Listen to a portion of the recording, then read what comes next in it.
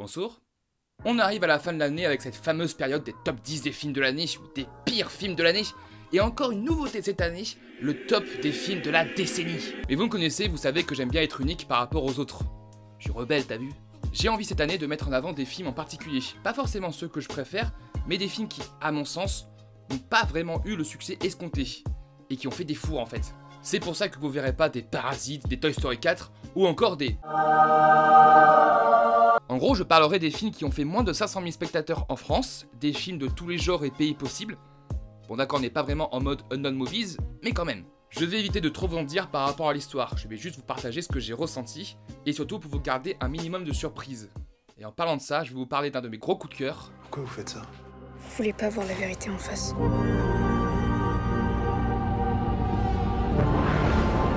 Vous êtes tous cinglés ici. Le film a fait 66 000 entrées. C'est rien. Sébastien Marnier nous a offert un film ô combien stressant et parlant sur notre société. Et ça prouve que la France peut également faire des thrillers ô combien flippants et surtout marquants. Comme depuis toujours en fait, c'est juste qu'ils sont pas vraiment mis en avant. Où nous plonge dans une atmosphère lugubre et anxiogène pour nous raconter une histoire frôlant la paranoïa et l'obsession, visant un message écologique sur notre société. Laurent Lafitte, qui joue encore extrêmement bien, gravite autour d'une mise en scène soignée et une ambiance musicale angoissante. En fait, tout le long du film, le malaise s'installe. On a envie de comprendre, on a envie de savoir, et pas mal de scènes vous marqueront et ne vous laisseront pas indifférents. Le message à la fois politique et écologique frappe par sa justesse et par ses acteurs. Ils nous font poser des questions sur notre société actuelle, et le réalisateur partage cela à la fois par le fond et la forme. Bon après, c'est vrai que même si le dernier acte est un petit peu décevant par rapport à tout ce qu'ils ont installé auparavant, le film vaut clairement le coup d'œil. Et j'espère vraiment qu'il sera sélectionné pour les Césars, pour qu'il puisse avoir la reconnaissance qu'il mérite. Donc non, le cinéma français n'est pas mort, il est juste mal représenté ou possède une mauvaise visibilité. Et des films comme ça, ils ont besoin d'une visibilité et d'une publicité. Comme pour le prochain qui a été acclamé à Cannes, mais qui a été rejeté en France, c'est le mot qui me vient à l'esprit.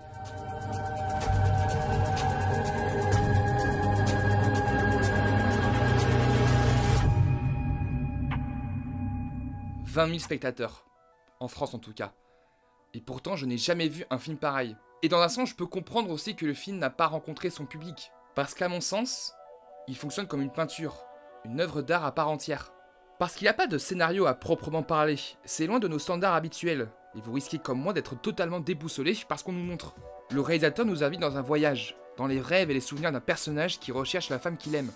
Un voyage sans logique au premier abord, un petit peu comme un rêve, très onirique et surtout époustouflant visuellement parlant avec plusieurs plans séquences, dont un d'1 heure. Et surtout, il partage une émotion assez rare. Ce film veut nous communiquer quelque chose, pas forcément au niveau de l'histoire, mais avec des sensations, des images, du jeu d'acteur et des séquences hors du temps. Et comme j'ai pu le voir dans un article que je vous mets en bas dans la description, le film pose cette question. Est-ce qu'on doit forcément comprendre un film? Est-ce qu'on peut aimer un film sans le comprendre? Ce film est une œuvre d'art qui communiquera à certaines personnes et d'autres non, sans pour autant être prétentieux ou quoi. C'est une expérience. Moi ça m'a parlé, et je pense que ça vaut le coup de voir ça, rien que pour faire votre avis. Pour le prochain, on va faire un petit tour chez Netflix, parce que je sais qu'il y a un film qui a fait énormément de buzz qui s'appelle The Irishman, que j'ai pas encore vu, désolé, mais je pense qu'il y a un autre film qui est passé totalement inaperçu, et qui pourtant vaut vraiment le coup. J'imagine qu'on est les méchants.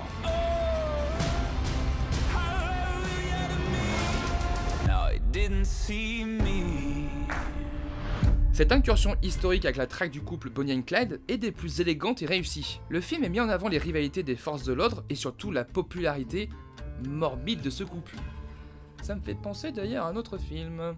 On est plongé dans cette traque de manière immersive grâce à ce duo très bien écrit et très convaincant. Bisous à Woody, mon acteur fétiche. La mise en scène est très élégante, ça a des gammes de couleurs très belles comme tout. La musique est douce et entraînante sans en faire trop. C'est une très bonne surprise. Après, je peux chipoter en disant qu'il y a quelques longueurs et que le montage est parfois pas top. Mais je vous laisse faire votre avis, et n'hésitez pas à partager le vôtre au passage. Oui, c'est sûr, le film n'est pas révolutionnaire, mais on prend du plaisir à suivre ce duo de personnages pour le moins atypique. Et le fait que ce soit une histoire vraie rend encore plus le film assez troublant en fait, par rapport à tout ce que ça a impliqué avec le couple Bonnie and Clyde. Et surtout, votre avis sera très important pour le suivant, parce qu'il a été allumé par le public. Le film a l'air d'avoir détesté ce film. Et ça va me permettre de parler d'un certain phénomène. This is really awful. Maybe the worst thing I've ever seen. What was it, wild animals? So what are you thinking? I'm thinking zombies. What? Il y a quelque chose que je n'aime pas quand on parle de moi et de ma chaîne, ou quand je parle de cinéma avec d'autres personnes. C'est quand on me considère pour ce que je ne suis pas. Je suis un mec lambda. Je suis pas un expert, je ne suis pas un monstrueux cinéphile, et c'est pas parce que j'ai des connaissances que ça y est, je suis supérieur à la plèbe. Pas du tout. Je suis comme vous, un spectateur lambda, qui a une vision peut-être différente par rapport au film et à la vôtre, mais ça ne fait pas de moi quelqu'un de supérieur. Au contraire, si ça se trouve, je réfléchis de la mauvaise manière. Le cinéma, c'est une question d'émotion, un vecteur de sensation. Il y a plein de manières à le voir, à le réfléchir. Personnellement, je suis peut-être sensible à plus de choses que d'autres, mais ça fait pas de moi quelqu'un de meilleur. Loin de là. Je pleure 9 fois sur 10 devant des films. Tu me mets un garçon qui mange des bonbons avec une musique triste, je pleure. On en est là. Mais tout ça pour dire que même si le public a l'air d'avoir détesté The Dead Don't Die, bah moi je l'ai apprécié. Et je comprends parfaitement qu'on puisse détester ce film.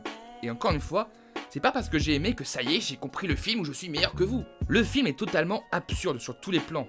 Un film de zombies ultra lent et esthétique, un humour à la fois nonchalant et débile, une musique glauque avec des personnages qui ont l'air d'être indifférents à tout ça, Kylo Ren qui tient la tête coupée de la sorcière de machin truc place là, ou encore Iggy Pop zombie accro au café. Ce film est bizarre, parodique même, mais peut-être trop subtil. Après ici on a le syndrome du film rattaché à son auteur, et je pense qu'il faut justement ne pas écarter cela, parce que l'auteur a l'air de faire des films du même acabit, et c'est sûr que si on le prend comme ça, on risque d'être totalement décontenancé, car c'est absolument pas un film comme les autres, on sort des sentiers battus. Je sens que le réel veut transmettre quelque chose. J'ai pas trop compris, il y a des moments où j'ai décroché, mais je sais pas, j'ai eu cette sensation de plaisir devant le film. C'est le principal, non? Enfin, c'était déroutant. Pour le prochain, je triche un peu, parce que le film a fait plus de 676 000 entrées. Mais c'est mon chouchou, c'est mon coup de cœur, c'est mon feel-good de l'année. J'ai été un idiot, doublement. L'amour est peut-être pas tout ce dont on a besoin, mais un peu quand même. Je sais que le film n'est pas si aimé que ça, que c'est probablement un plagiat, que c'est du déjà vu, que l'histoire d'amour, voilà quoi. Mais j'adore ce film. J'adore ce film. J'adore son ambiance, son humour, sa romance, ses musiques. J'ai tout adoré. De base, je suis pas forcément fan des feel-good movies que je trouve assez éculés et surtout très ressemblants les uns des autres. Mais là, ça marche pour moi. L'humour anglais très sarcastique et dérisoire, le montage et le rythme effréné et surtout les reprises qui sont méga entraînantes et émouvantes. Quand on sort de ce film, on a la pêche et on a envie de chanter et de danser. On a énormément d'empathie pour ces personnages qui sont tous touchants à différents degrés. On aime les voir évoluer ensemble. Putain, rien d'en parler, ça me donne le sourire. J'ai pas forcément besoin d'en dire plus, ce film est trop cool. Comme le prochain, qui a strictement rien à voir. Il est temps d'en finir. 3 types vont risquer leur vie à ce petit jeu. Parce qu'un film d'action bien rythmé, bien visuel et coloré, à la fois drôle et original, ça existe pas qu'aux US. Ce film sud-coréen a détrôné Avengers en Corée du Sud. Déjà faut le noter, et même si le scénario ne paie pas de mine aux premiers abords, bah il arrive à surprendre et surtout à le tenir vraiment en haleine. On a vraiment envie de savoir qui va choper l'assassin en premier. Et cette association est des plus fun, avec des personnages vraiment charismatiques. Ça, c'est un film d'action comme je les aime. Un peu série B, mais qui arrive à te surprendre avec des moments beaucoup plus sombres et sérieux. Le rythme est à la fois bien dosé et bien effréné, les scènes d'action sont très bien lisibles et jubilatoires, et surtout, on nous montre que personne n'est gentil, ni méchant dans l'histoire. Tous les personnages, tous les statuts ont une part d'obscurité. Et c'est ce qui rend le film impactant. Le film est beaucoup plus intelligent qu'il ne laisse croire. Et ça fait du bien. Et ça fait que 89 000 entrées en France. En même temps, c'est sorti l'été, et le même jour que ça. Embarrass yourself like that in front of all those goddamn people. Mais encore une fois, le flic, le gangster et l'assassin, je suis trompé de sang, je crois, vous fera passer un très bon moment. Pour le prochain, je vais encore tricher un petit peu, je suis désolé, mais parce que le film a dépassé le million d'entrées en France, mais je pense que ce film et son réalisateur sont très sous-estimés, que ce soit en France, mais également aux États-Unis.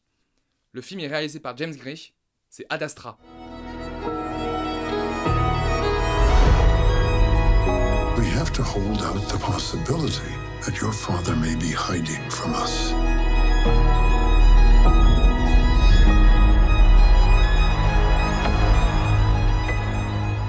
On peut très vulgairement dire que Ad Astra, c'est un petit peu putaclic.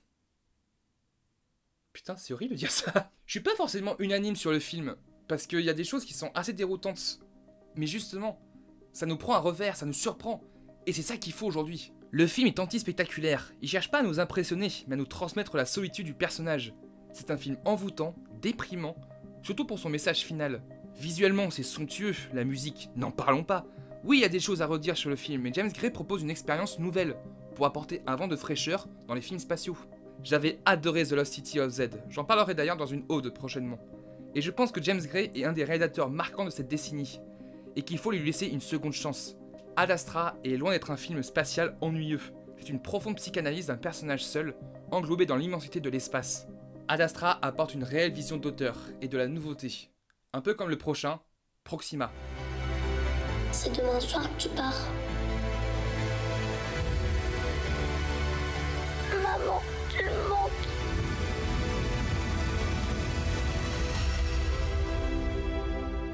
Encore une fois, je suis pas forcément unanime sur cette œuvre qui possède des réels défauts. Et à l'heure où j'en parle, il a pas dépassé les 100 000 spectateurs. Mais il fait du bien au paysage français. Oui, c'est un film français, réalisé par Alice Winocourt. Et j'en parle surtout parce que c'est la première fois que je suis convaincu par le jeu d'acteur d'une enfant et d'Eva Green. Oui, je suis désolé, je suis pas très fan de son jeu d'acteur. Le film propose une introspection à la fois poétique et douce, d'une mère tiraillée entre son rêve et sa fille. On sent vraiment un côté intimiste dans la réalisation et dans son propos. À la fois sensible et surtout avec un message assez inspiré et pas brutal. Parce que oui, ça parle de féminisme, mais je trouve que ça le fait bien. Et jamais ça prend le spectateur pour un con, ça le fait subtilement, et je pense que c'est ça qui marche le mieux. Mais il y a un gros problème de scénario et d'évolution de personnages à mon sens. Je sais pas si vous arriverez à voir ce film un jour, mais je suis vraiment preneur de votre opinion dessus. Même si je suis pas forcément convaincu par le film, je vous le recommande quand même. Et pour finir, on va changer complètement de registre et on va finir en beauté.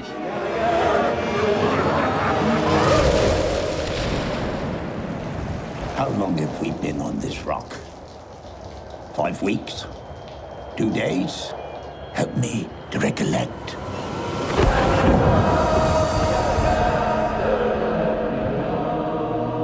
C'était putain, c'était angoissant. Hein. Tu ressors pas indemne de la séance, hein. C'est une vraie expérience. Et la vache, ça fonctionne bien. Je suis ressorti vraiment troublé et presque effrayé. Surtout avec un des derniers plans que je n'ai même pas réussi à regarder jusqu'au bout. Tellement c'était prenant et angoissant. On est dans un huis clos pour le moins sinistre, irritant, avec une atmosphère sonore hyper bien réussie. On est acculé par des éléments lugubres et cette ambiance tendue entre les deux gardiens jusqu'à ce que la folie les empare. À la fois très mythologique et horrifique, il y a un énorme soin qui a été apporté à l'image au-delà de son rajout d'images atypique. Ça pourrait donner un putain d'exercice d'analyse filmique ce film. J'étais mal à l'aise tout le long, avec des scènes fortes et iconiques. Et même si quelques longueurs sont à noter, qui sont ultra justifiées, attention, il faut créer la tension en jouant là-dessus, c'est un immanquable du genre, et j'espère que ce réal va aller loin. Oui, parce que c'est son deuxième film. Et pour un deuxième film, putain, waouh. Et voilà, c'était une sélection des films qui m'ont marqué cette année, et qui, selon moi, sont passés totalement inaperçus, ou qui n'ont pas reçu le succès escompté. Et j'espère vous avoir fait découvrir quelques petites pépites. Cette année, le cinéma a été riche. On a vécu des moments incroyables, mais également des moments de rage ultime. Mais c'est ça le cinéma, c'est nous faire éveiller nos émotions les plus fortes. Pour ma part, j'ai vécu une année incroyable, riche en émotions, avec des projets de grande envergure, des rencontres inoubliables, et surtout grâce à vous. Tout ça c'est une farce. Et cela ne me fait pas rire.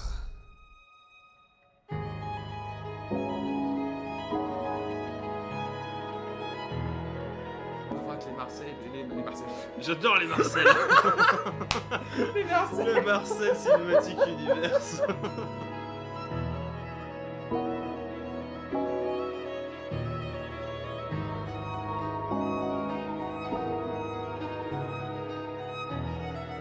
Mais putain, on s'était mis d'accord pour Mais dire que c'était non. sans un bruit. Mais non, depuis Mais ce c'est matin. toujours pareil, toi, de toute façon, on est toujours Mais obligé de faire Quentin, comme tu me ça. saoules, à chaque fois tu veux avoir Ouais, raison c'est quoi. ça, Ben ouais. ouais, casse-toi, ouais.